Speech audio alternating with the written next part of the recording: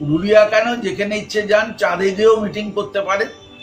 কিন্তু এখানে মমতা বন্দ্যোপাধ্যায়ের নেতৃত্বে যে তৃণমূল কংগ্রেস শুধু নয়, সমস্ত মানুষ, জনগণ, তারা বাংলার সংস্কৃতি শুধু উন্নয়ন না, সংস্কৃতি রক্ষা করবার জন্য, বাংলায় শান্তি সম্প্রীতি উন্নয়নকে বজায় রাখার জন্য চিরকাল লড়াই করেছে। তৃণমূলের নেতৃত্বে লড়াই যে শুরু হয়েছে, সে লড়াইয়ে আরো মজবুত করবার লক্ষ্যে তারা এগিয়ে যাচ্ছে। অমিত শাহের পুরুলিয়া সফরকে এভাবেই কটাক্ষ করলেন তৃণমূল মহাসচিব পার্থ চট্টোপাধ্যায়। অমিত শাহের পুরুলিয়া সফর লোকসভা নির্বাচনে খুবই তাৎপর্যপূর্ণ। কেন্দ্রে মোদী বিরোধিতায় অগ্রণী ভূমিকা নিয়েছে মমতা ব্যানার্জি।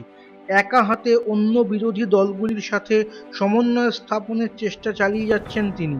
সেই সময় মমতার দুর্গে এসে তার বিরোধিতা করে গেলেন অমিত শাহ।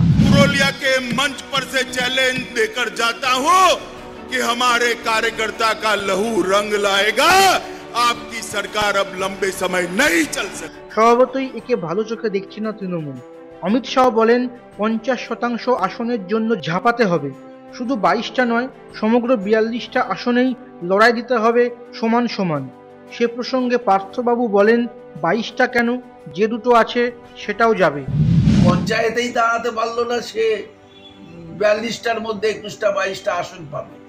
যে দুটো পেয়েছে সে দুটোও এবার যাবে, পাহাড়েও যাবে, আসানসোলেও যাবে।